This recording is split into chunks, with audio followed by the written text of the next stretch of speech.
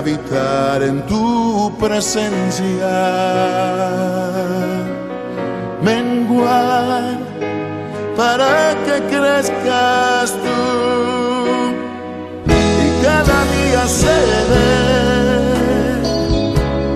más como tú. Quebranta mi corazón, quebranta mi vida, te entrego mi voluntad a ti. Todo lo que soy, Señor, todo cuanto tengo es tuyo. Yo quiero menguar para que crezcas tú.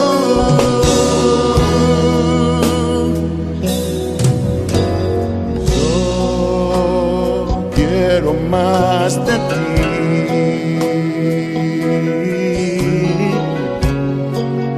y habitar en tu presencia, menguar para que crezcas tú y cada día seré más como tú. Quebranta mi corazón, quebranta mi vida, te entrego mi voluntad a ti. Todo lo que soy, Señor, todo cuanto tengo es tuyo. Yo quiero menguar para que crezcas tú. Quebranta mi corazón, quebranta mi vida, transfórmame entrego mi voz a ti, Señor, a ti. solo a ti. Todo lo que soy, Señor, Todo cuanto tengo es tuyo. Yo quiero menguar para que crezcas tú. Yo quiero menguar para que crezcas tú. Yo quiero menguar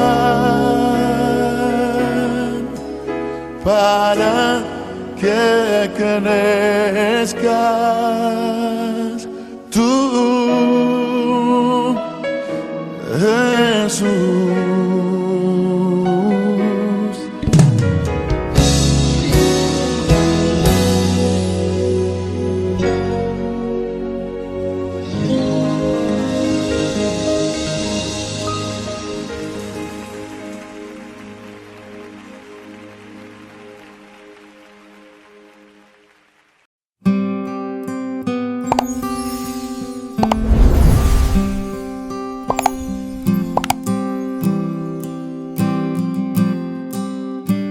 Capítulo 7. Hijo mío, guarda mis razones y atesora contigo mis mandamientos. Guarda mis mandamientos y vivirás, y mi ley como las niñas de tus ojos. Lígalos a tus dedos, escríbelos en la tabla de tu corazón. Di a la sabiduría, tú eres mi hermana, y a la inteligencia llama parienta, para que te guarden de la mujer ajena y de la extraña que ablanda sus palabras. Porque mirando yo por la ventana de mi casa, por mi celosía, vi entre los simples, consideré entre los jóvenes a un joven falto de entendimiento, el cual pasaba por la calle junto a la esquina, e iba camino a la casa de ella, a la tarde del día, cuando ya oscurecía, en la oscuridad y tinieblas de la noche. Cuando he aquí, una mujer le sale al encuentro, con atavío de ramera y astuta de corazón. Alborotadora y rencillosa, sus pies no pueden estar en casa. Unas veces está en la calle, otras veces en las plazas, acechando por todas las esquinas. Se asió de él y le besó. Con semblante descarado le dijo, sacrificios de paz había prometido, hoy he pagado mis votos. Por tanto, he salido a encontrarte, buscando diligentemente tu rostro y te he hallado. He adornado mi cama con colchas recamadas con cordoncillo de Egipto. He perfumado mi cámara con mirra, aloes y canela. Ven, embriaguémonos de amores hasta la mañana. Alegrémonos en amores. Porque el marido no está en casa, se ha ido a un largo viaje. La bolsa de dinero llevó en su mano, el día señalado volverá a su casa. Lo rindió con la suavidad de sus muchas palabras, le obligó con la zalamería de sus labios.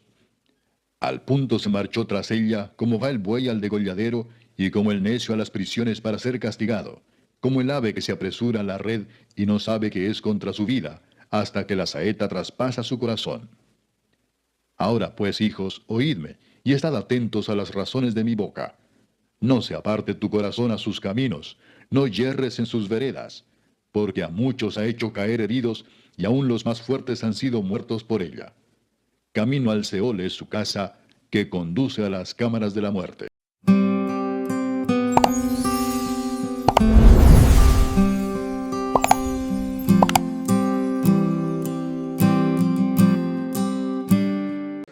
Dice el verso 1 del capítulo 7. Hijo mío, guarda mis razones y atesora contigo mis mandamientos. Guarda mis mandamientos y vivirás, y mi ley como la niña de tus ojos. Lígalo a tus dedos, escríbelos en la tabla de tu corazón. Di a la sabiduría, tú eres mi hermana, y a la inteligencia llama parienta, para que te guarden de la mujer ajena y de la extraña que ablanda sus palabras. Aquí está la voz de la sabiduría, y una vez más, ¿qué protegerá al hijo de escoger un camino que le lleva a la muerte y a la ruina? Atesorar la sabiduría, hacerla parte de él. De hecho, ahora se intensifica las imágenes que presenta el padre, y le dice: lígalos a tus dedos. Algunos creen que esto es una referencia a las filacterias, que eran un parte del atuendo que tenían los que guardaban la ley y eran celosos de la ley. Muchos llevaban en su ropa algunos hilos que representaban, o una cajita en la frente en el tiempo de Jesús, que representaba el que tenían así de manera literal la ley frente a ellos. Entonces quizás no es esto, pero es una imagen de ten frente a ti la palabra de Dios de tal manera que todo el tiempo la tomes en cuenta. Déjame por ponerlo así, es como si cerraras tu mirada a lo que solo tienes frente a ti y no permitieras que tus ojos se desvíen a ningún otro lugar que te invite a apartarte del buen camino de Dios. Esa es la idea, ten frente a ti sus mandatos. Habla de memorizarlos, atesorarlos, guardarlos, valorarlos, repetirlos. Y se intensifica aún más la imagen cuando dice: dile a la sabiduría, tú eres mi hermana. Algunos comentaristas bíblicos creen que llamar hermana a la sabiduría puede ser, sí, llámala una hermana cercana, que esté siempre contigo. Pero algunos otros comentaristas creen que aquí hermana es en el sentido de Cantares, Cantares es todo un poema de amor que celebra la intimidad del matrimonio, y donde el personaje le habla a la tsunamita como su hermana. Es su hermana, quizás está hablando de intimidad. Entonces lo que está diciendo es, más bien ten por íntima la sabiduría, y te va a librar entonces de tener intimidad con quien no debes. Es quizás la imagen que está presentando aquí. Es una metáfora, evidentemente. La idea es: tienes que hacer parte de ti, y tiene que ser parte de tu vida la sabiduría. Eso es lo que va a librarte. Tienes que atesorarlo, tienes que valorarlo. Ahora me parece muy interesante porque en el capítulo anterior te diste cuenta cómo comienza la advertencia. En el verso número 25: no codicies su hermosura en tu corazón. En la Biblia, la inmoralidad no comienza fuera, comienza en el corazón. Por eso ha hecho énfasis Proverbios: atesora la enseñanza en el corazón. O vimos hace unos capítulos: guarda tu corazón porque de él mana la vida. ¿Qué es el corazón en la Biblia? ¿A qué se refiere con el corazón? Bueno, en la Biblia el corazón es el centro de quienes somos. Es el centro de nuestra voluntad, es el centro de nuestras emociones, es el centro de nuestro intelecto, es el lugar donde tomamos decisiones, es el lugar donde o amamos a Dios o rechazamos a Dios. Es el lugar más importante de nuestro ser. Y lo que dice la advertencia del Padre al Hijo, lo que le dice es: no codicies en tu corazón. Sí, la inmoralidad y la infidelidad sexual comienza en el corazón y está relacionado con la codicia. No dice el mandamiento: no desearás la mujer de tu prójimo. Comienza en el corazón. Es un asunto del corazón.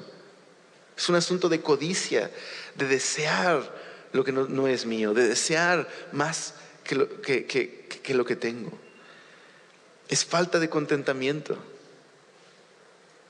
El adulterio, dijo Jesús, comienza con el corazón y con la vista. Es más, Jesús dijo que el adulterio es suficiente con que mires a otra persona y desees en tu corazón estar con esa persona. Ya es adulterio.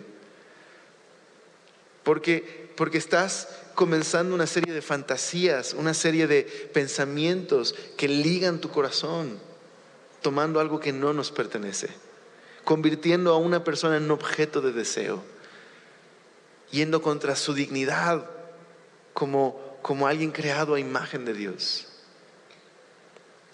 La inmoralidad sexual provoca una gran ruina en nuestras vidas. Entonces, una vez más, la advertencia aquí en el capítulo 7 aparece en el verso 6. Pero ahora es un ejemplo. Dice, es un ejemplo de algo que observó el padre y le cuenta esta historia. Dice el verso 6. Porque mirando yo por la ventana de mi casa, por mi celosía, vi entre los simples, consideré entre los jóvenes a uno falto de entendimiento. Esto es sin corazón, a un joven sin corazón. Entonces no pienses en el hombre de hojalata, ¿no? Sino lo que está diciendo es un hombre que no tiene compromiso con la sabiduría. Es insensato, no teme a Dios, no discierne, y por eso es una presa fácil, porque no tiene un compromiso con la sabiduría. Es falto de corazón. Dice, el cual pasaba por la calle junto a la esquina e iba camino a la casa de ella a la tarde del día, cuando ya oscurecía en la oscuridad y tinieblas de la noche. Entonces, ¿qué está escribiendo?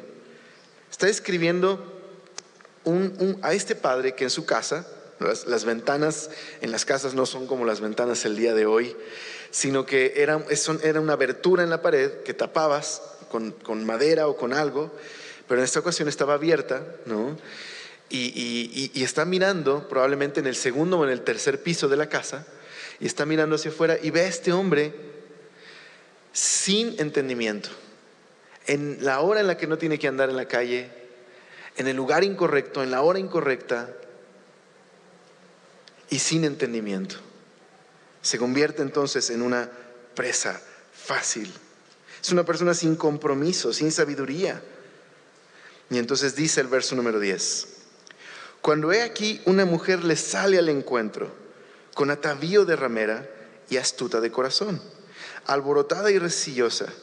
Sus pies no pueden estar en casa. Unas veces está en la calle, otras veces en la plaza. Acechando por todas las esquinas, se asió de él y le besó, y con semblante descarado le dijo. ¿Qué está describiendo aquí? Bueno, es una imagen muy fuerte. Está describiendo el carácter de esta mujer como una mujer rebelde que no puede estar en su casa. Dice que tiene atavío de prostituta, pero no lo es. Es decir, no sabemos a qué se refiere, pero podría ser estas dos cosas. Una podría ser que se ha puesto un atuendo en el cual se identificaba específicamente a aquellas mujeres que se dedicaban a la prostitución en este tiempo, que podría ser un velo que cubría su rostro como una manera de no ser identificada o que no la reconocieran. Podría ser eso. Otros comentaristas dicen, bueno, se vistió de una manera provocativa. Probablemente es una referencia a alguna de estas dos. Pero lo importante es cómo se describe su carácter. no puede estar en casa. Sus pies no pueden estar en casa, sino va una vez a la plaza o a las esquinas. En el Antiguo Testamento suele ser común hablar de los pies como un eufemismo de las partes íntimas. No siempre es así, pero muchas veces es así. Entonces lo que está diciendo el padre es una mujer que no busca satisfacer su deseo de intimidad en casa con su esposo. No lo contiene al lugar correcto, que es el pacto matrimonial, sino lo hace público, lo lleva a los lugares donde no debería estar ese deseo. Esa es la descripción que está haciendo el padre. Por eso le llama rebelde. No está contenta en su casa. No está contenta con su esposo. Lleva la intimidad al lugar donde no debe ir la intimidad, fuera de su hogar. Y va tan lejos como para asirse de él y besarle. Y aquí se describe entonces la seducción. Mira cómo se describe la seducción. Verso 13, vamos a retomar de ahí. Y se asió de él y le besó, con semblante descarado le dijo, esto es sinvergüenza, sacrificio de paz había prometido, hoy he pagado mis votos, por tanto he salido a encontrarte, buscando diligentemente tu rostro y te he hallado. Y he adornado mi cama con colchas, recamadas con cordoncillo de Egipto. He perfumado mi cámara con mirra, aloes y canela. Ven, embriaguémonos de amores hasta la mañana, alegrémonos en amores. Porque el marido no está en casa, se ha ido a un largo viaje. La bolsa de dinero llevó en su mano y el día señalado volverá a su casa. Así que en el centro de la advertencia, a través de este ejemplo, está el discurso de esta mujer extraña. ¿Por qué se le llama extraña? Extraña porque está fuera del plan y el límite que Dios estableció para el matrimonio. Está haciendo algo fuera del plan de Dios. Y por eso se le llama mujer extraña. Pero si ponemos atención a la seducción, primero esta mujer se presenta como alguien religiosa. Algunos comentaristas creen que está describiendo algún ritual pagano, porque en la antigüedad era común los rituales de fertilidad, que incluían pues inmoralidad sexual, prostitución. Algunos creen eso. Pero otros creen que simplemente está haciendo referencia a sacrificios, quizás en el templo, o algunos creen que quizás ha hecho algún tipo de ritual de gratitud, algún voto que ha pagado. Lo importante es que se presenta como alguien religiosa, como alguien espiritual de alguna manera, diciéndole, oye, hoy fui y ofrecí sacrificios, cumplí mis votos, no te preocupes, ese asunto está resuelto. Mi casa hay un banquete, nos sobró comida del sacrificio, ven a mi casa, todo estará bien. Es básicamente lo que está diciéndole. Y el segundo paso de la seducción es llenar de halagos a este joven sin corazón, sin entendimiento. Le dice, no puede ser, toda la vida estaba esperando por ti. Y en cuanto te vi, supe que tú eras. Tu rostro es el rostro más bello. No hay nadie más. Tú eres al que necesito.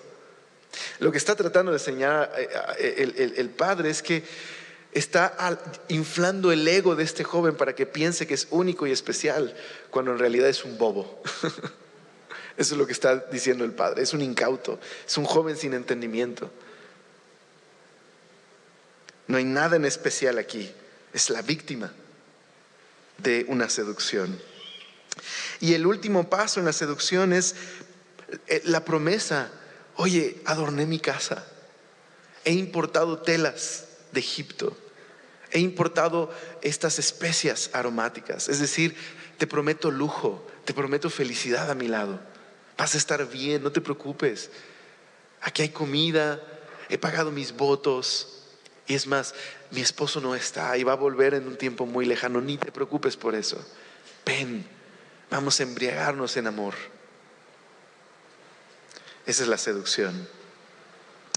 Y entonces ahora el padre va a concluir. Esto es lo que promete: placer sin compromiso, lujos sin costo. Pero el padre medita y le dice en el verso 21, lo rindió con la suavidad de sus muchas palabras, le obligó con la salamería de sus labios, es decir, con puros halagos. Pero mira, al punto, aquí también va a haber comparaciones, al punto se marchó tras ella como va el buey al degolladero. Es decir, como un animal que va hacia un lugar y no se da cuenta que está yendo al lugar donde lo van a sacrificar. Dice, y como el necio a las prisiones para ser castigado, como ave que se apresura a la red y que no sabe qué es contra su vida, hasta que la saeta traspasa su corazón, o literalmente su hígado. Es decir, una herida fatal, una herida fatal. Entonces el padre concluye, ahora pues, aquí está la voz de la sabiduría una vez más, hijos, oídme y estad atento a las razones de mi boca. No se aparte tu corazón a sus caminos, ni hierres en sus veredas, porque a muchos ha hecho caer heridos, y aún los más fuertes han sido muertos por ella. Camino al Seol, esto es, al sepulcro o a la sepultura, es su casa, que conduce a las cámaras de la muerte. Es decir, promete placer y una casa llena de lujos, pero en realidad estás yendo a la casa de la muerte. Qué fuerte advertencia hace el pasaje. Dice un comentarista bíblico, la insensatez en este capítulo, a través de esta mujer que representa una situación de inmoralidad e infidelidad. Dice, la insensatez se presenta como un discurso alternativo a la sabiduría y utiliza la seducción. La invitación de la sabiduría y de la insensatez está en Proverbios, pero la insensatez tiene un discurso halagador. Se presenta como alguien espiritual, infla nuestro ego, promete lujos, pero su fin es muerte. Entonces el consejo del padre al hijo es, huye, porque vas a arruinar tu vida si cedes.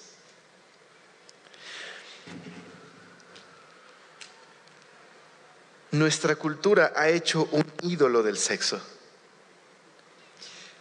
Pero nuestra cultura ve la sexualidad como simplemente recreación, como simplemente algo para el placer. Le servimos con dinero, con tiempo, con atención. Demandamos nos traiga satisfacción y significado. Queremos que llene nuestras necesidades físicas y emocionales. Buscamos intimidad a través de la sexualidad. Pero irónicamente, la versión que nos da el mundo de la sexualidad es un ídolo. No satisface al final, por lo menos en el nivel que buscamos. ¿Por qué? Porque la sexualidad, cuando la tenemos como un Dios, en lugar de ser lo que Dios creó, cuando está aislada del compromiso, la transparencia de las relaciones profundas del pacto matrimonial, solo causa dolor. ¿Sabes? La sexualidad no es mala. Dios nos creó con características que incluyen el sexo como parte de nuestra identidad, hombre y mujer. Y Génesis dice que todo lo que Dios hizo es bueno. Nuestros cuerpos, junto con el deseo sexual, es bueno. Hay un libro entero en la Biblia que celebra el amor y el matrimonio y las relaciones sexuales como un acto que consume el pacto matrimonial. Es Cantar de los Cantares. La Biblia no está en contra de la sexualidad. Está en contra de la sexualidad fuera del diseño de Dios. Porque entonces lo convertimos en un ídolo. Y entonces empezamos a ver la vida a través de este ídolo. Empezamos a tratar a las personas como objetos. Tim Mackey dice que el deseo sexual es como el fuego. Si el fuego, que es muy poderoso, ¿estás de acuerdo? En un ambiente controlado como una fogata o en casa, el fuego puede ser tan bueno y productivo, puede darnos calor en un tiempo frío, puede proveer de cobijo, de abrigo, puede proveer de alimento, puede proveer de incluso paz. Pero fuera de un círculo protector, el fuego solo provoca desastres, quemaduras, ruina. Solo provoca tragedia y dolor. Por eso Jesús fue tan fuerte y firme cuando habló del adulterio y la infidelidad, porque el matrimonio es algo sagrado creado por Dios, y cualquier cosa que va contra el matrimonio, que lo fractura y lo distorsiona, solo nos hace menos humanos, nos deshumaniza, distorsiona el propósito para el que fuimos creados como imagen de Dios. Ahora quiero al final hacer referencia a lo que Proverbio nos dice aquí acerca del corazón y la codicia, de la falta de sabiduría. ¿Sabes? Cuando un miembro de un pacto matrimonial termina en la cama con una persona que no es su compañera del pacto, y quiero extenderme más allá, cuando lleva a cabo un acto sexual que va en contra de ese pacto matrimonial, o cuando busca el autoplacer y la satisfacción fuera del matrimonio, no ocurre de la noche a la mañana. Comienza en un asunto profundo en el corazón. Comienza con la codicia. Comienza con hacer a un lado el temor de Dios y la sabiduría.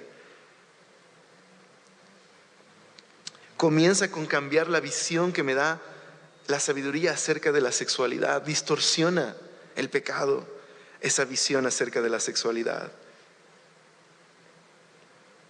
Porque el pecado es así, seduce, promete, pero solo causa dolor.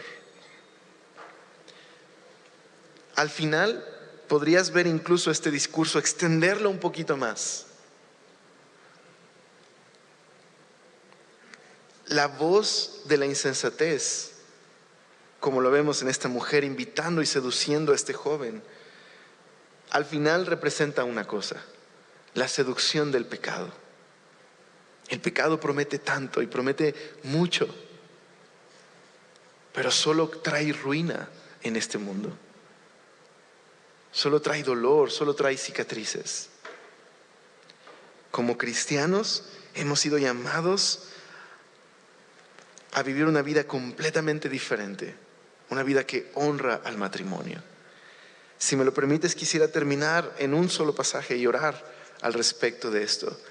En 1 Tesalonicenses capítulo 4, el apóstol Pablo invita a la comunidad cristiana en Tesalónica a vivir una vida completamente diferente, con valores completamente diferentes, que reflejan una vida y un matrimonio que honra y glorifica a Dios. Pablo dice esto en 1 Tesalonicenses 4.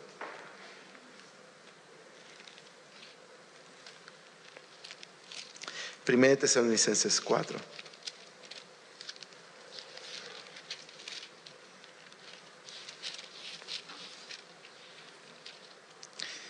Dice el verso 1. Por lo demás, hermanos, os rogamos y exhortamos en el Señor Jesús, que de la manera que aprendisteis de nosotros, como os conviene conduciros y agradar a Dios, así abundéis más y más. Porque ya sabéis qué instrucciones os dimos por el Señor Jesús, pues la voluntad de Dios es vuestra santificación, que os apartéis de fornicación o inmoralidad sexual, que incluye lo que vimos hoy, el adulterio, la infidelidad. Que cada uno de vosotros sepa tener su propia esposa en santidad y honor, no en pasión de concupiscencias como los gentiles que no conocen a Dios. Que ninguno agravie ni engañe en nada a su hermano, es decir, hablando de inmoralidad sexual, porque el Señor es vengador de todo esto, como ya os hemos dicho y testificado, pues no nos ha llamado Dios a inmundicia, sino a santificación. Así que el que desecha esto no desecha a hombres, sino a Dios, que nos dio su Espíritu Santo. Pablo le dice a los creyentes que una de las primeras cosas que tiene que cambiar en sus vidas cuando conocen a Jesús y le llaman Señor es esta perspectiva de la sexualidad. El matrimonio tiene que cambiar inmediatamente para ser un lugar de protección, de refugio, de reposo, de responsabilidad, de devoción mutua. Eso tiene que ser el matrimonio. Un matrimonio que es parte de una comunidad alternativa, la iglesia. Comencé hablando de los índices. 90% de los hombres, 70% de las mujeres reconocen haber sido infieles. Que seamos el 10%. Que seamos parte de una comunidad que vive confiando en el Señor, que ha hecho de la sabiduría parte de su vida, que busca honrar a Dios en el matrimonio y que otros pueden ver cómo el matrimonio puede ser un lugar bello de sanidad y restauración y de honra a Dios. Ahora, sin duda no quisiera despedirme sin decirte, si hay heridas en tu matrimonio porque ha habido infidelidad, estamos para servirte. Estamos para servirles. Por favor, acércate, pide una consejería. El Señor puede restaurar tu matrimonio.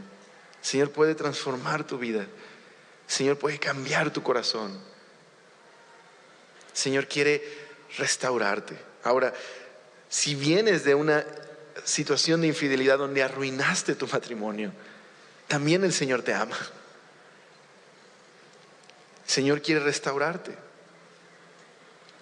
El Señor quiere ayudarte a que puedas poder vivir una vida que le honre y le agrade. Y quizás el Señor te permita recuperar a tu familia.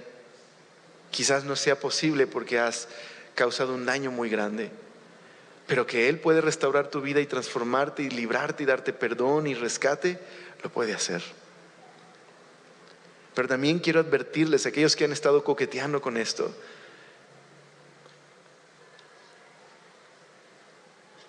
no puedes jugar con fuego sin que cause gran ruina en tu hogar y en tu vida.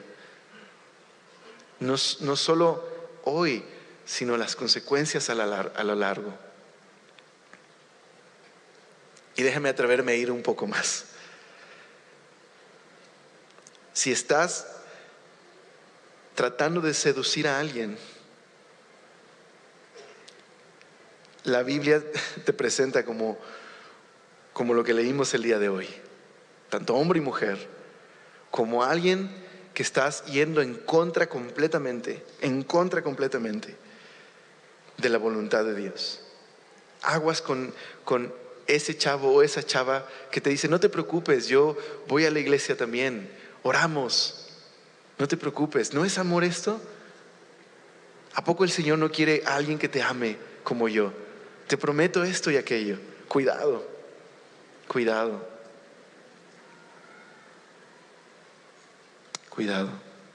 Cuidémonos todos nosotros. ¿Cómo puedo librarme entonces del adulterio? Escucha la sabiduría y hazla a tu hermana. Atesórala en tu corazón. Tengamos temor del Señor. Vengamos a Él. Si estás luchando con esto, habla con tu esposa, habla con tu esposo.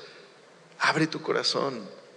No permitas que Satanás, al guardar silencio, traiga destrucción y ruina. Abre tu corazón.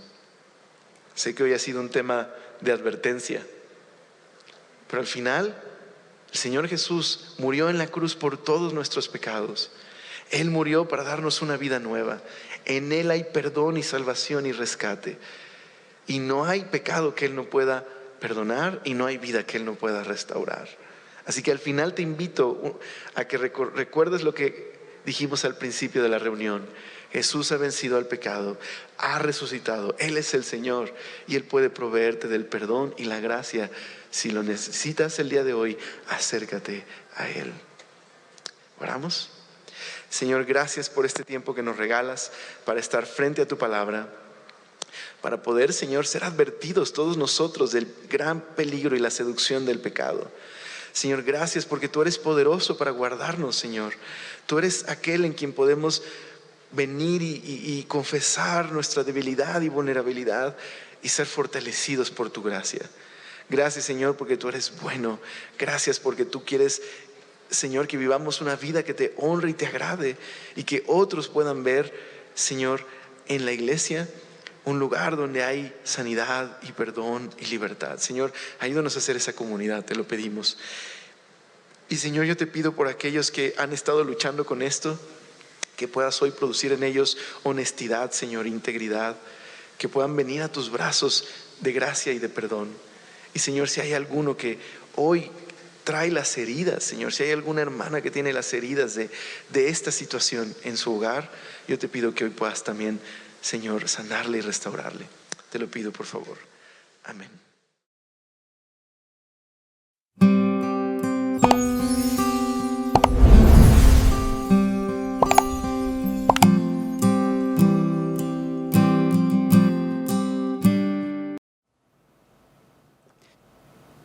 El libro de Jueces.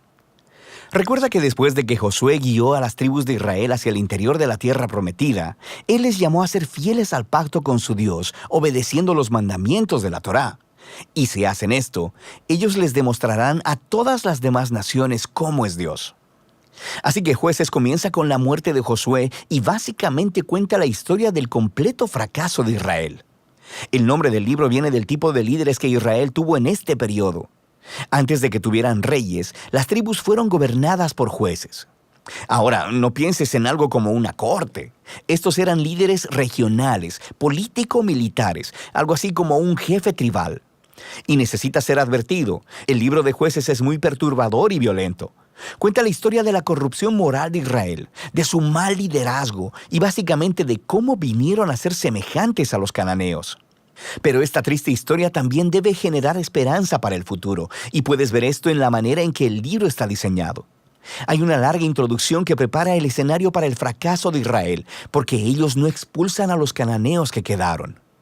Luego tenemos la gran sección principal del libro, con historias acerca de la creciente corrupción de los jueces de Israel. Y la progresión de la narración muestra cómo los líderes de Israel pasan de bastante buenos, a malos y a peores. La sección final es bastante perturbadora y muestra la corrupción del pueblo de Israel en su totalidad. Así que profundicemos para explorar un poco más cada parte. La sección inicial comienza con las tribus de Israel en sus territorios en la tierra prometida. Y aunque Josué derrotó algunas de las ciudades cananeas claves, todavía había mucha tierra que conquistar y muchos cananeos viviendo en esas áreas. Así que el capítulo 1 incluye una larga lista de grupos cananeos y ciudades que Israel no expulsó de la tierra.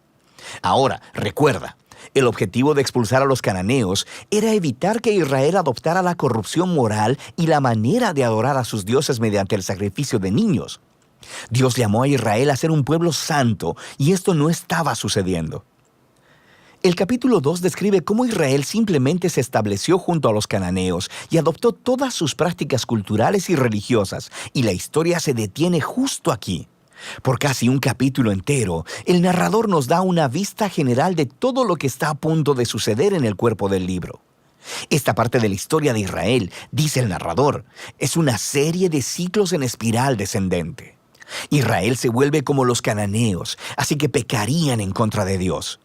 De manera que Dios les permitiría ser conquistados y oprimidos por los cananeos, y eventualmente los israelitas verían su error y se arrepentirían. Así que Dios levantaría a un libertador, un juez de entre Israel, que derrotaría al enemigo y traería una era de paz. Pero Israel eventualmente volvería a pecar, y el ciclo volvería a empezar. Este ciclo provee el diseño literario y el flujo de la siguiente sección principal del libro. Se repite para cada uno de los 6 jueces principales cuyas historias se relatan aquí. Ahora, las historias de los primeros 3 jueces, Otoniel, Ahod y Débora, son aventuras épicas, pero también son historias extremadamente sangrientas. Los jueces mismos o las personas que ayudaban al juez derrotaban a sus enemigos y libraban al pueblo de Israel. Las historias de los siguientes 3 jueces son más largas y se enfocan en las fallas del carácter de los jueces, quienes se vuelven peor cada vez. Así que Gedeón comienza bastante bien. Es un hombre cobarde, pero eventualmente termina confiando en que Dios puede usarlo para salvar a Israel.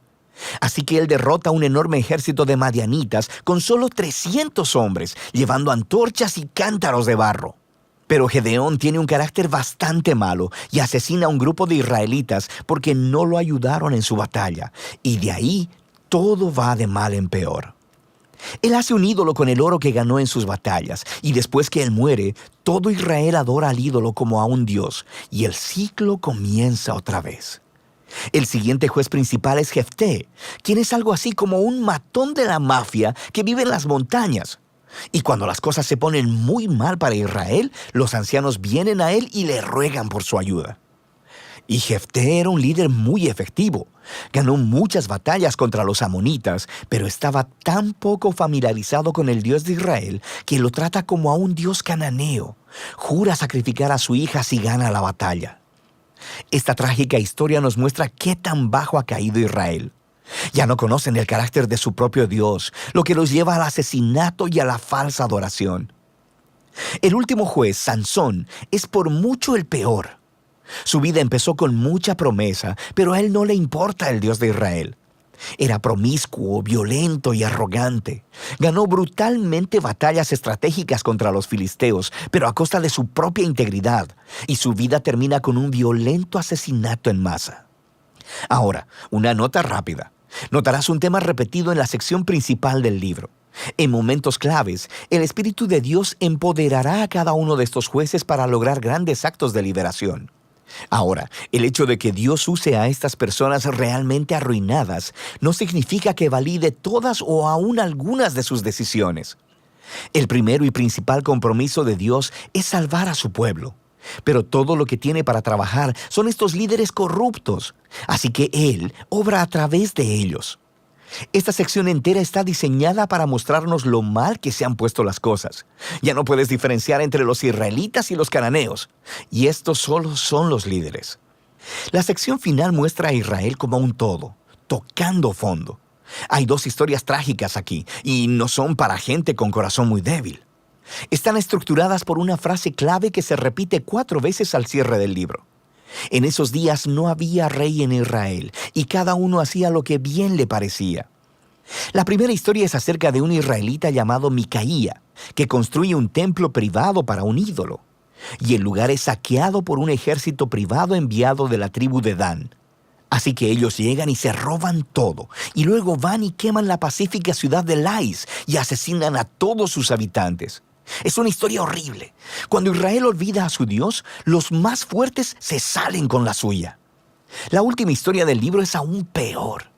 Es una impactante historia de abuso sexual y violencia que conduce a la primera guerra civil de Israel. Es una historia muy perturbadora y ese es el punto. Se supone que estas historias sirvan como advertencia. El descenso de Israel a la autodestrucción es el resultado de apartarse del Dios que los ama y quien los salvó de la esclavitud en Egipto. Israel necesita ser librado de nuevo, ahora de ellos mismos. El único rayo de esperanza se encuentra en esta frase repetida en la última parte del libro. De hecho, forma la última oración de la historia. No había rey en Israel. De manera que el escenario está listo para que los siguientes libros cuenten los orígenes de la familia del rey David, el libro de Ruth y también los orígenes del reinado mismo en Israel, el libro de Primera de Samuel. Pero la historia de los jueces tiene valor como tragedia. Es una explicación que nos trae sobriedad, nos demuestra la condición humana y al final apunta hacia la necesidad de la gracia de Dios enviando un rey que rescate a su pueblo. Y de esto trata el libro de Jueces.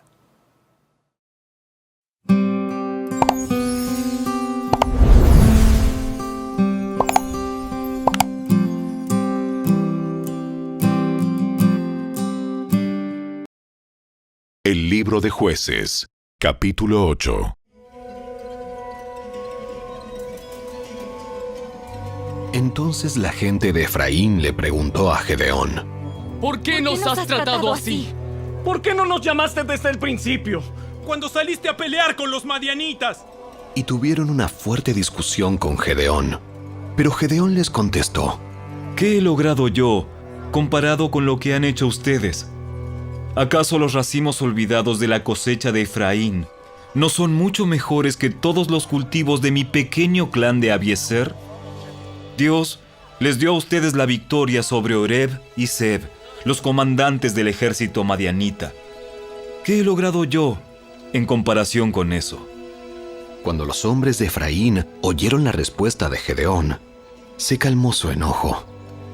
Luego Gedeón cruzó el río Jordán con sus 300 hombres, y aunque estaban agotados, continuaron persiguiendo al enemigo. Cuando llegaron a Sucot, Gedeón les pidió a los líderes de la ciudad: Por favor, denles algo de comer a mis guerreros. Están muy cansados. Estoy persiguiendo a Seba y a Salmuna, los reyes de Madián. Pero los líderes de Sucot le respondieron: Primero captura a Seba y a Salmuna. Y después alimentaremos a tu ejército. Cuando el Señor me dé la victoria sobre Seba y Salmuna, volveré y les desgarraré la carne con espinos y zarzas del desierto. Desde allí, Gedeón subió a Peniel y una vez más pidió alimentos, pero obtuvo la misma respuesta. Así que le dijo a la gente de Peniel: Cuando vuelva victorioso, derribaré esta torre. Para entonces, Seba y Salmuna se encontraban en Carcor con unos 15,000 guerreros, que era todo lo que quedaba de los ejércitos aliados del oriente, porque ya habían matado a 120,000. Entonces Gedeón rodeó por la ruta de las caravanas que está al oriente de Noba y Jogbea, y tomó al ejército madianita por sorpresa. Así que Seba y Salmuna, los dos reyes madianitas, huyeron, pero Gedeón los persiguió y capturó a todos sus guerreros. Después Gedeón regresó de la batalla por el paso de Eres. Allí capturó a un joven de Sucot y le exigió que pusiera por escrito los nombres de los 77 líderes y ancianos de la ciudad. Luego regresó a Sucot y les dijo a los líderes: Aquí están Seba y Salmuna. Cuando pasamos por aquí antes, ustedes se burlaron de mí diciendo: primero captura a Seba y a Salmuna, y después alimentaremos a tu agotado ejército. Entonces Gedeón tomó a los ancianos de la ciudad y los castigó con espinas y zarzas del desierto para darles una lección. También derribó la torre de Peniel y mató a todos los hombres de la ciudad. Después les preguntó a Seba y a Salmuna: Los hombres que ustedes mataron en Tabor, ¿cómo eran? Se parecían a ti. Todos tenían el aspecto de un hijo de rey. Eran mis hermanos, los hijos de mi propia madre. Tan cierto como que el Señor vive, les aseguro que no los mataría si ustedes no los hubieran matado a ellos. Volviéndose a Jeter, su hijo mayor, le dijo: ¡Mátalos! Pero Jeter no sacó la espada, porque era apenas un muchacho y tenía miedo. Entonces Seba y Salmuna le dijeron a Gedeón: ¡Sé hombre! ¡Sé hombre! ¡Mátanos tú mismo! Entonces Gedeón los mató a los dos y tomó los adornos reales que sus camellos llevaban en el cuello.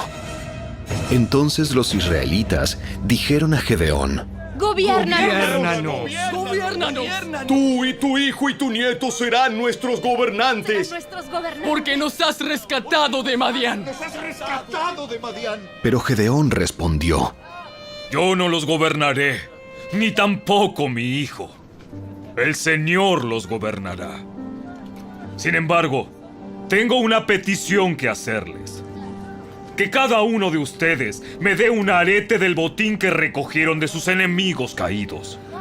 Como los enemigos eran ismaelitas, todos usaban aretes de oro. ¡Con todo gusto! ¡Con todo gusto! Respondieron. Así que extendieron un manto, y cada uno de ellos echó un arete de oro que había recogido del botín. Todos los aretes de oro pesaron unos 19 kilos, sin contar los ornamentos reales, ni los pendientes, ni la ropa de púrpura usada por los reyes de Madián, ni las cadenas que sus camellos llevaban en el cuello. Entonces Gedeón hizo un efod sagrado con el oro y lo puso en Ofra, su pueblo natal. Pero pronto todos los israelitas se prostituyeron al rendir culto a ese efod, el cual se convirtió en una trampa para Gedeón y su familia. Esa es la historia de cómo el pueblo de Israel derrotó a Madián, y éste nunca se recuperó. Y hubo paz en la tierra durante el resto de la vida de Gedeón, unos 40 años más. Luego Gedeón, hijo de Joás, volvió a su casa. Le nacieron 70 hijos varones, porque tuvo muchas esposas. Además tuvo una concubina en Siquem, que le dio un hijo, a quien él llamó Abimelec. Gedeón murió muy anciano y fue enterrado en la tumba de su padre Joás, en Ofra, en la tierra del clan de Abiezer. En cuanto murió Gedeón, los israelitas se prostituyeron al rendir culto a las imágenes de Baal y al hacer a Baal Berit su dios. Se olvidaron del Señor su Dios, quien los había rescatado de todos los enemigos que los rodeaban. Tampoco mostraron lealtad alguna con la familia de Jerobaal, es decir, Gedeón, a pesar de todo el bien que él había hecho por Israel.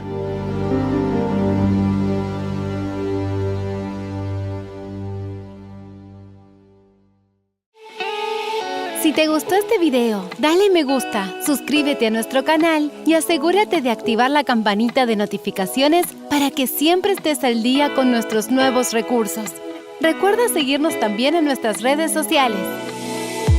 Descarga ahora mismo la app y escucha la audio Biblia dramatizada en tu celular. Busca lectura pública de la Biblia en la tienda de tu dispositivo o vea la descripción de este video, donde también encontrarás los links de descarga. Para ver el siguiente video, toca el recuadro que aparece en tu pantalla. ¡Hasta pronto!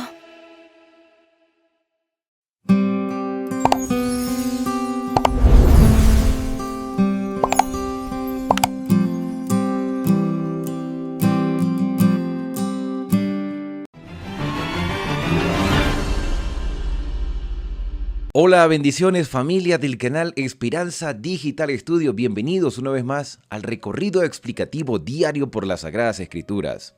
Yo soy Alexander Suárez y hoy hemos llegado al día que estábamos esperando para iniciar el curso de profecía apocalíptica. Hoy es el día, en pocas horas comenzaremos este seminario de 8 temas para seguir creciendo en el conocimiento de las revelaciones que Dios ha dado a sus hijos a través de su palabra. Si aún no has formalizado tu inscripción, todavía tienes oportunidad. Escríbeme al número de contacto que aparece en la descripción de este video, el número de WhatsApp y al correo electrónico. Allí vas a recibir el enlace para poder entrar a la reunión de Zoom. Y si ya hiciste tu inscripción y ya hace tiempo estás esperando que iniciemos, revisa tu correo electrónico porque allí debe estar el enlace para entrar a la reunión que se efectuará a las 5 de la tarde, hora de Colombia, de Ecuador, de Perú, México y Panamá, 5 de la tarde. En el caso de Argentina, Uruguay y Paraguay, 7 de la noche. Para Chile, Estados Unidos y Puerto Rico, 6 de la tarde. Así que no pierdas más tiempo. Busca ahora el enlace que está en tu correo electrónico. Y también, si no has formalizado la inscripción, entonces hazlo ahora mismo porque estamos a pocos minutos de comenzar. Hoy hemos llegado al capítulo 8 en nuestro recorrido explicativo del libro de los jueces. En el capítulo anterior vimos cómo Dios le dio una victoria a Gedeón con solo 300 hombres en medio de una multitud de madianitas que estaban aliados con amalecitas y orientales, pero que el terror se había apoderado de ellos y con una estrategia que el mismo Señor formuló para Gedeón y estos 300 valientes guerreros pudieran lograr la victoria. Los madianitas, los amalecitas, los orientales huyeron y Gedeón envió a decirle a otras tribus, incluyendo a la de Efraín, porque Gedeón era de Manasés y Efraín era su hermano de la tribu de José. o de las tribus que pertenecían al linaje de José, para que pudiesen entonces recibir a los que iban huyendo y así pudiesen atacarlos. Pero igualmente algunos cruzaron el río Jordán y se fueron al lado oriental. Y es allí donde comienza el contexto del capítulo 8. Comienza hablando de los de Efraín, que le presentan una queja a Gedeón y le dicen: ¿qué es esto que has hecho de no llamarnos a la guerra contra Madián? Gedeón tenía 32,000 soldados, pero esos 32,000 se redujo a 10,000 y de 10,000 se redujo a 300. Y entonces Efraín, que parece ser que no lo invitaron a esta guerra o no se sintió movido a ir, entonces le reclama a Gedeón y dice el versículo 1 en la parte final que lo reconvinieron fuertemente, le reclamaron fuertemente, pero Gedeón respondió con prudencia, con sabiduría, para bajar un poco la molestia de sus hermanos de Efraín. Y él dice: ¿qué hice yo en comparación con lo que hicieron ustedes? Ustedes recibieron a los que iban huyendo y los atacaron y los vencieron. Bueno, ¿no es el rebusco de Efraín mejor que la vendimia de Abiezer? ¿No es mejor lo que ustedes hicieron que lo que yo hice? O sea, Gedeón demostró sabiduría al momento de confrontar a sus hermanos. Y también explica que Dios ha entregado en vuestras manos a Oreb y a Set, príncipes de Madián, y qué pude hacer yo comparado con vosotros. Entonces el enojo de ellos se calmó con estas palabras: ustedes agarraron a los príncipes, ustedes pudieron vencer a más madianitas, nosotros no hicimos nada. Ustedes fueron también instrumentos de Dios. Cuando una palabra se responde con quietud, con sabiduría, con prudencia, puede evitar muchos males. Se pudo haber presentado una guerra entre hermanos por una imprudencia. Claro, también existe la reacción ante la acción. Efraín accionó contra Gedeón, pero la reacción de Gedeón fue con prudencia, y aquí hay una gran lección para nosotros hoy. Versículo 4. Gedeón llegó al Jordán y lo cruzó.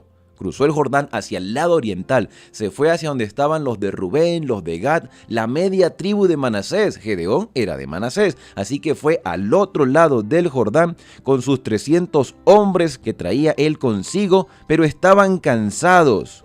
Aun cuando estaban cansados, ellos seguían persiguiendo. Y dijo a los de Sucop, un lugar importante en la historia bíblica, Sucop, donde Jacob asentó sus tiendas. Sucop significa tienda, morada, tabernáculo. Ahí en Sucop, que le daría también nombre a una fiesta en Israel, la fiesta de las cabañas. Y llegan ahí a Sucop, en la tierra de Gad, y Gedeón expresa: os ruego que deis a la gente, a estos 300 hombres, denle por favor algún bocado de pan, porque están cansados y estamos persiguiendo a Seba y a Salmuna, reyes de Madián. Estamos en batalla, estamos librando los territorios de Israel con la ayuda del Señor, pero los hombres están cansados. ¿Será que ustedes pueden darnos un bocado de pan? El versículo 6 expresa que los principales de Sucop respondieron con una pregunta: ¿están ya Seba y Salmuna en tu mano para que hayamos nosotros de dar pan a tu ejército? ¿Qué respuesta es esta? Una respuesta de ironía, de sarcasmo, una respuesta de burla prácticamente. ¿Dónde están? ¿Dónde están los reyes? ¿Ya están en sus manos? ¿Ya los conquistaron? Ellos no podían creer que 300 hombres habían logrado la victoria ante un gran ejército de Madián. Los de Sucop habían sido testigos de cómo los que habían huido pasaron por sus territorios y todavía eran bastantes. De hecho, este capítulo describen que eran 15,000 los que llegaron y pasaron por la tierra de Sucop. Y los de Sucop no podían creer que 300 hombres hubiesen humillado a una multitud. Así que para evitar problemas con los madianitas, los de Sucop decidieron no ayudar a sus hermanos. Fueron egoístas, avaros, faltos de fe. Y hoy en día encontramos personas con las mismas características. No confían que Dios puede hacer con lo poco mucho. Versículo número 7. Entonces Gedeón dijo: cuando el Señor haya entregado en mi mano a Seba y a Salmuna, trillaré vuestra carne. Aquí vemos una reacción de molestia. Se molestó Gedeón mucho y no era para menos. Trillaré vuestra carne con espinas y abrojos del desierto. O sea, compara a estos hombres faltos de fe y de confianza en el Señor. Los abrojos son unas pullas que salen en unas plantas, pero que también se utilizan para la guerra cuando se hacen de metal. Abrojos que tienen 4 puntas que, indiferentemente de donde las tiren, causa mucho desastre, mucho dolor. Pero en este caso, Gedeón prometió azotarlos con abrojos de plantas me imagino yo, en la espalda, para causarles dolor como castigo por su falta de fe. Dice el versículo número 8 que de allí subió a Penuel, otras versiones lo llaman Peniel, y habló las mismas palabras a los de ese lugar. Lo mismo que dijo en Sucop, lo dijo en Peniel. Y los de Penuel respondieron como los de Sucop de la misma manera. Y aquí podemos ver cómo los propios hermanos no solo manifiestan falta de fe, sino que también expresan falta de consideración a sus hermanos. Y cómo podría haber sido la decepción que sintió Gedeón a tal punto de quizás decir: no, pero ¿para qué yo sigo persiguiendo a los madianitas si estas personas que viven aquí, que son mi misma familia, de mi mismo pueblo, no me quieren apoyar? Se pudo haber desanimado Gedeón, pero no lo hizo, y aquí hay otra lección para nosotros. Si bien debemos ser prudentes con nuestras palabras, a pesar de que otros nos agreden verbalmente, tenemos que ser perseverantes y no desanimarnos. Gedeón perseveró a pesar de la falta de consideración de los de Sucot y de los de Peniel o Penuel. Versículo 10. Seba y Salmuna estaban en Carcor con su ejército de 15,000 hombres. Esos que venían huyendo, 15,000 hombres, que no se creía que estuvieran huyendo de 300 guerreros.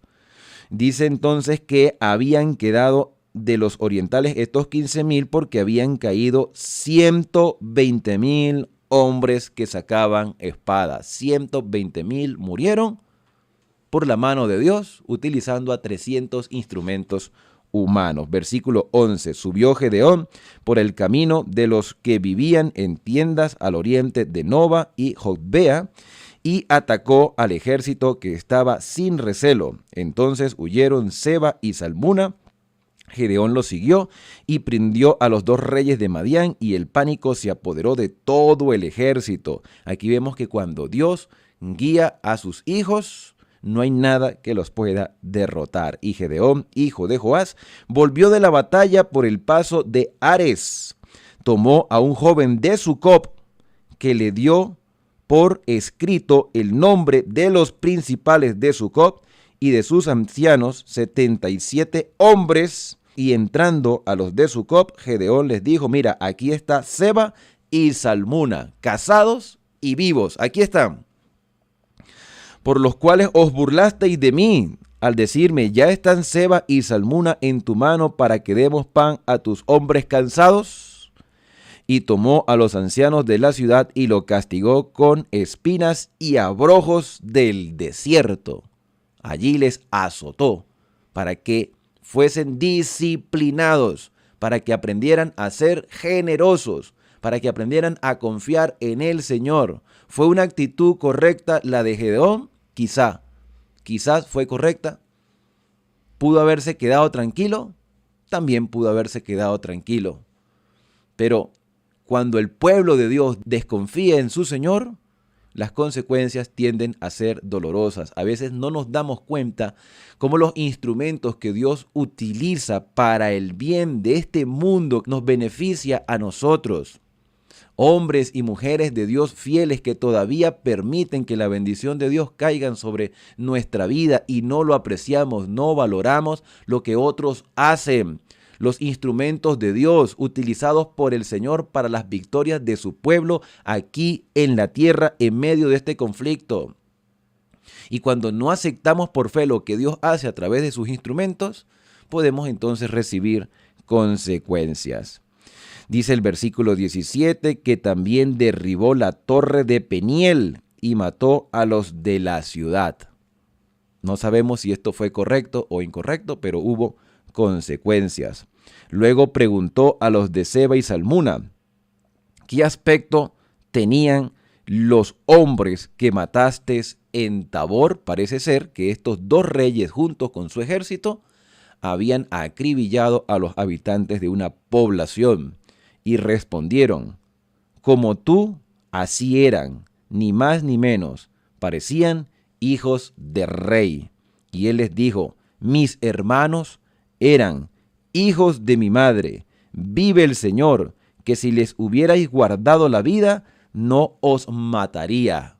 Al parecer, estos de Tabor eran familiares directos de Gedeón, sus hermanos directos, hijos de su madre. Y esto afectó mucho a Gedeón. ¿Y podía verse como una venganza? Sí, como una justicia retributiva, como una aplicación directa a Levítico 24. Ojo por ojo y diente por diente. En este caso, Gedeón era el vengador de la sangre. Pudo haber perdonado a estos hombres, pudo haberlos dejado que se fueran porque estaban huyendo y que se fueran a sus territorios. Sí, pero esto había afectado la vida personal de Gedeón porque eran sus hermanos y estaba en su derecho ejercer la venganza y mucho más contra estos reyes paganos. No así lo que hizo el pueblo judío con Adoni-Beset, que le cortó los dedos de las manos y los pies cuando él no le había hecho eso a el pueblo de Judá, sino que lo había hecho a otras personas. Entonces se puede entender aquí la aplicación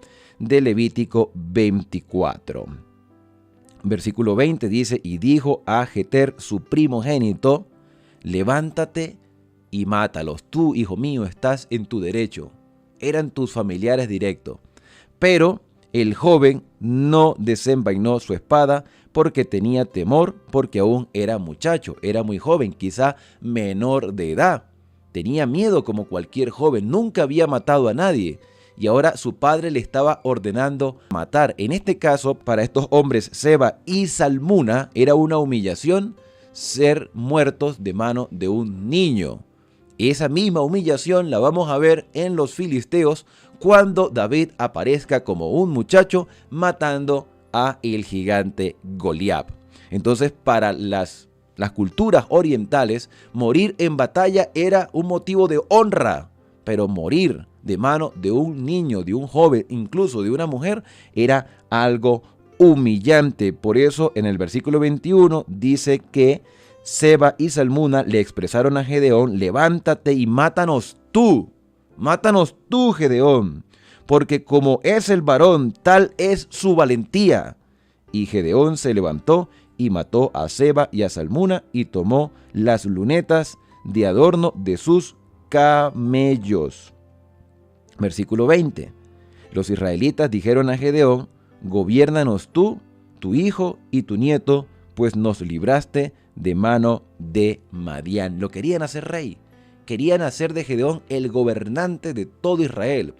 Pero ahora Gedeón tiene la oportunidad de expresar lo que dice en el versículo 23. Gedeón respondió, no os gobernaré yo ni mi hijo, el Señor os gobernará. Muy buena respuesta. El Señor será el gobernante porque eso era lo que Dios había expresado desde siempre. El libro Patriarcas y Profetas hace un comentario en la página 537. Gedeón se dejó extraviar por otro error que acarrió el desastre sobre su casa y sobre todo Israel. Y el comentario es enfático. Es frecuente que la época de inactividad que sigue a una gran lucha entrañe más riesgo que el propio periodo de conflicto. A semejantes peligros se vio expuesto Gedeón. Un espíritu de inquietud se había apoderado de él. Hasta entonces se había contentado con cumplir las instrucciones que Dios le daba. Pero ahora, en lugar de esperar la dirección divina, empezó a hacer planes por su cuenta. Y este error lo podemos cometer nosotros también. Siempre que los ejércitos del Señor hayan ganado una victoria señalada, Satanás redobla sus esfuerzos para destruir la obra de Dios. Así que fueron sugeridos a la mente de Gedeón pensamientos y planes por los cuales los israelitas fueron descarriados. Por el hecho de que se le había mandado que ofreciera un sacrificio en el contexto cuando derribó el altar de Baal, por el hecho de que se le había mandado que ofreciese un sacrificio sobre la roca donde el ángel se le había aparecido, Gedeón concluyó que se le había designado para que oficiara como sacerdote. No aceptó ser gobernante de Israel, pero sí presumió el hecho de tener la responsabilidad sacerdotal sobre este pueblo. Sin esperar la aprobación divina, decidió proveerse de un lugar apropiado para instituir un sistema de culto semejante al que se practicaba en el tabernáculo. Gracias a la intensidad del sentimiento popular, no encontró dificultad alguna para realizar su proyecto. A pedido suyo, le fueron entregados como parte del botín de guerra todos los arcillos de oro arrebatados a los madianitas. El pueblo también recogió muchos otros materiales valiosos, juntamente con las prendas de vestir ricamente adornadas de los príncipes de Madián. Del material que se obtuvo en esta forma, Gedeón hizo un efod y un pectoral que imitaban los usados por el sumo sacerdote. Su conducta resultó ser un lazo para él y su familia, así como para todo Israel. El culto ilícito indujo finalmente a mucha gente a abandonar por completo al Señor y a servir a los ídolos. Después de la muerte de Gedeón, muchos, inclusive su propia familia, participaron en esta apostasía. El pueblo fue apartado de Dios por el mismo hombre que una vez había destruido su idolatría. ¡Qué terrible! Son pocos los que se dan cuenta de cuánto abarca la influencia de sus palabras y hechos. Cuán a menudo los errores de los padres producen los efectos más desastrosos sobre los hijos y sobre los hijos de los hijos, es decir, los nietos. Mucho después de bajar a la tumba, cada uno ejerce cierta influencia sobre los demás y se le tendrá por responsable de los resultados de esa influencia. Las palabras y los hechos ejercen gran poder y en el largo más allá se verán los efectos de la existencia que vivimos. La impresión causada por nuestras palabras y nuestras acciones redundarán severamente en bendición o maldición para nosotros. Este pensamiento da una pavorosa solemnidad a la vida y debe impulsarnos a rogar humildemente a Dios que nos guíe por su sabiduría. Los que ocupan puestos elevados pueden desviar a otros. Aún los más sabios se equivocan, los más fuertes pueden vacilar y tropezar. Es necesario que la luz del cielo se derrame constantemente sobre nuestro sendero. Nuestra única seguridad estriba en confiar explícitamente nuestro camino a aquel que dijo, sígueme, es decir, Cristo Jesús. En conclusión, podemos decir que las victorias del pasado no nos excusan de los errores del futuro. Por eso debemos estar siempre en guardia. Gedeón fue un hombre fiel, tenaz, valiente, pero hizo desviar en el último momento de su vida al pueblo de Israel. La vida de Gedeón quedó en las manos de Dios y solamente Dios sabe qué pasará cuando Cristo venga en el caso de Gedeón. Y nos toca ahora a nosotros decidir qué vamos a hacer con nuestra vida. Somos nosotros los que debemos preguntarnos cómo estoy actuando en este momento. El capítulo 8 termina hablando entonces de la muerte de Gedeón. Dice que tuvo muchas esposas, parece que fue polígamo, tuvo muchas esposas, tuvo muchos hijos, 70 en total, y de una de sus esposas concubinas en Siquén le nació un hijo llamado Abimelech, que será personaje importante a partir del capítulo 9. Después de muerto Gedeón, los israelitas volvieron a ser lo malo, a envilecerse en pos de los Baales, y se pusieron por Dios a Baal Berit. Se olvidaron del Señor su Dios, que los había librado de todos los enemigos de alrededor, y no fueron agradecidos con la casa de Jerobbaal, que es Gedeón, por todo el bien que había hecho en Israel. Hoy Dios nos hace un llamado a ser perseverantes y a ser vigilantes en nuestra vida espiritual, para que no cometamos errores en el futuro por el cual traigan consecuencias no solo a nuestra vida, sino a la vida de nuestros hijos y familiares y otras personas que estén a nuestro alrededor. Bien, al llegar al final de este capítulo, quiero recordarte que hoy es el día para iniciar nuestro curso de profecía apocalíptica. No te lo pierdas, en la descripción aparece el número de teléfono y el correo electrónico para que recibas entonces el enlace para entrar a la reunión de Zoom. Sin más que decirles, vamos a acercarnos a Dios a través de la oración. Querido Padre, en esta oportunidad queremos darte las gracias por estas instrucciones que tú nos brindas. Ayúdanos, Señor, a ser vigilantes, a entender que nos has dirigido en el pasado, pero debemos ser perseverantes ahora y hasta que Cristo venga a buscarnos, para que nuestros errores, Señor, no sigan ejerciendo una influencia negativa en otras personas, sino que podamos ser transformados por tu Espíritu Santo y ayudar a otros a que puedan ser fieles a tu palabra. Guía nuestros pasos, Señor, y ayúdanos en nuestra debilidad, en el santo y bendito nombre de Cristo Jesús. Amén. Bien, y ahora al despedirnos decimos a cada uno: Dios te bendiga y te guarde. Haga resplandecer Dios su rostro sobre ti y tenga de ti misericordia. Dios alce sobre ti su rostro y ponga en ti paz. Nos vemos en un próximo video aquí en Esperanza, el canal de las Sagradas Escrituras.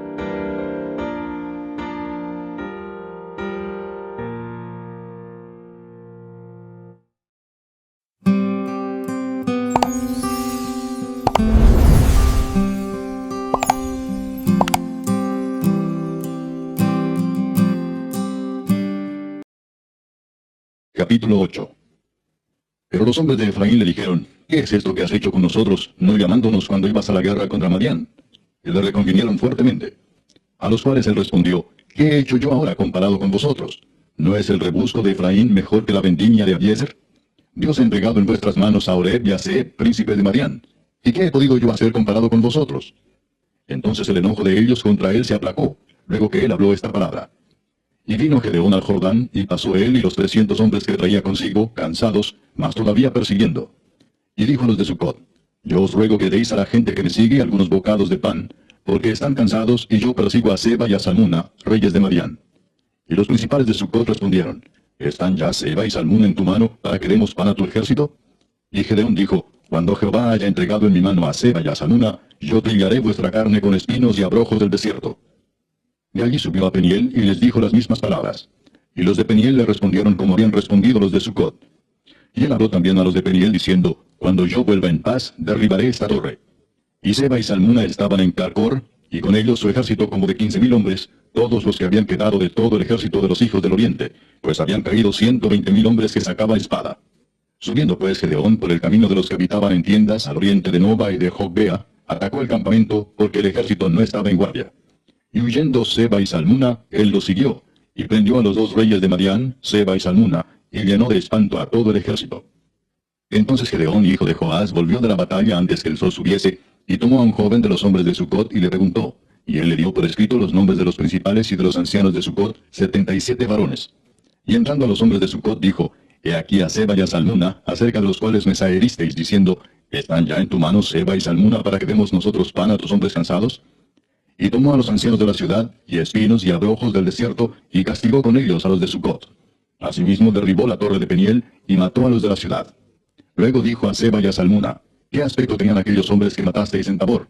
Y ellos respondieron: como tú, así eran ellos. Cada uno parecía hijo de rey. Y él dijo: mis hermanos eran hijos de mi madre. Vive Jehová, que si les hubierais conservado la vida, yo no os mataría. Y dijo a Jeter su primogénito: levántate y mátalos. Pero el joven no desenvainó su espada porque tenía temor, pues era un muchacho. Entonces dijeron Seba y Salmuna: levántate tú y mátanos, porque como es el varón, daré su valentía. Y Gedeón se levantó y mató a Seba y a Salmuna, y tomó los adornos de lunetas que sus camellos traían al cuello. Y los israelitas dijeron a Gedeón, sé nuestro señor, tú y tu hijo y tu nieto, pues que nos has librado de mano de Madián. Mas Gedeón respondió, no seré señor sobre vosotros, ni mi hijo os señoreará. Jehová señoreará sobre vosotros. Y les dijo Gedeón, quiero haceros una petición, que cada uno me dé los zarcillos de su botín, pues traían zarcillos de oro, porque eran ismaelitas. Ellos respondieron, de buena gana te los daremos. Y tendiendo un manto, echó allí cada uno los zarcillos de su botín. Y fue el peso de los zarcillos de oro que él pidió, 1700 siclos de oro, sin las planchas y joyeles y vestidos de púrpura que traían los reyes de Madián, y sin los collares que traían sus camellos al cuello. Y Gedeón hizo de ellos un efod, el cual hizo guardar en su ciudad de Ofra. Y todo Israel se prostituyó tras de ese efod en aquel lugar, y fue tropezadero a Gedeón y a su casa. Así fue subyugado Madián delante de los hijos de Israel, y nunca más volvió a levantar cabeza. Y reposó la tierra 40 años en los días de Gedeón. Luego Jerobaal, hijo de Joás, fue y habitó en su casa. Y tuvo Gedeón 70 hijos que constituyeron su descendencia, porque tuvo muchas mujeres. También su concubina, que estaba en Siquem, le dio un hijo, y le puso por nombre Abimelech. Y murió Gedeón, hijo de Joás, en buena vejez, y fue sepultado en el sepulcro de su padre Joás, en Ofra de los Abieseritas. Pero aconteció que cuando murió Gedeón, los hijos de Israel volvieron a prostituirse yendo tras los Baales, y escogieron por Dios a Baal Berit. Y no se acordaron los hijos de Israel de Jehová su Dios, que los había librado de todos sus enemigos en derredor, ni se mostraron agradecidos con la casa de Jerobaal, el cual es Gedeón, conforme a todo el bien que él había hecho a Israel.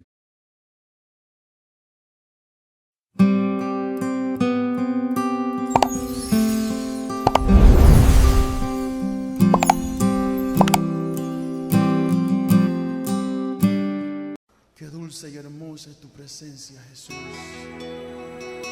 Nuestro anhelo es estar allí en tu presencia, de día y de noche. Mi anhelo es buscar de día y noche de tu amor y la ternura de tu Espíritu, Señor.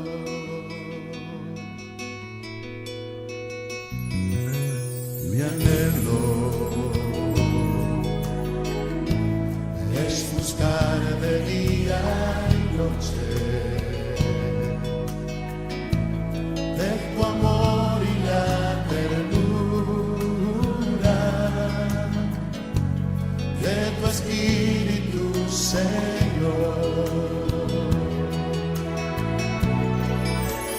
En tu presencia hay plenitud de gozo, en tu presencia delicias a tu diestra, por siempre y para siempre me gozo en tu presencia.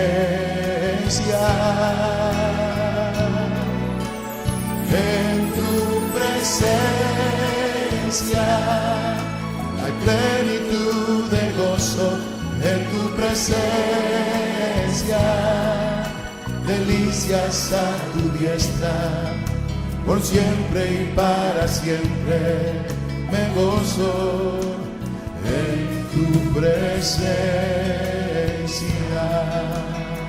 Oh sí, Señor. Oh Rey, es buscar de día y noche de tu amor y la ternura de tu Espíritu, Señor. En tu presencia,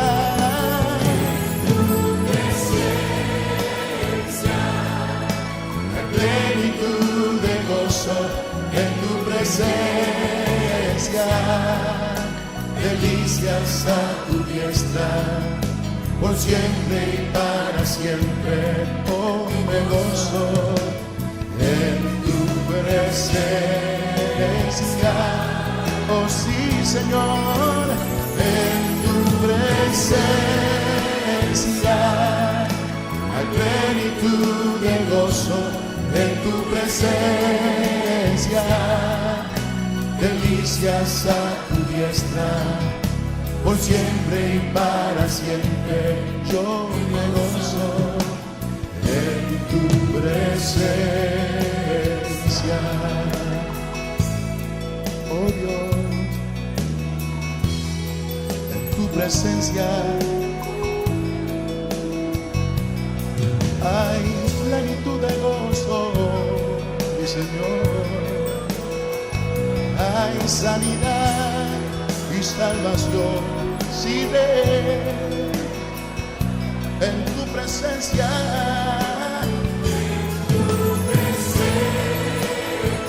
Nos deleitamos, nos gozamos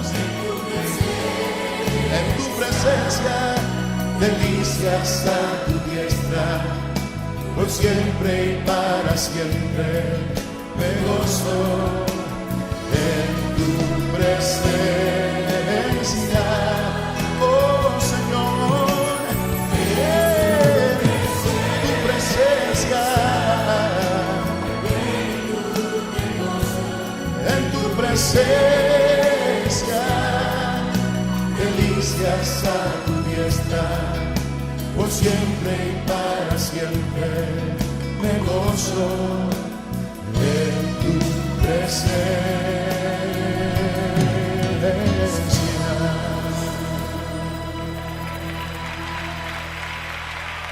Sí, Señor. Sí, Padre, nos gozamos en tu presencia. Aleluya. Delicias a tu diestra.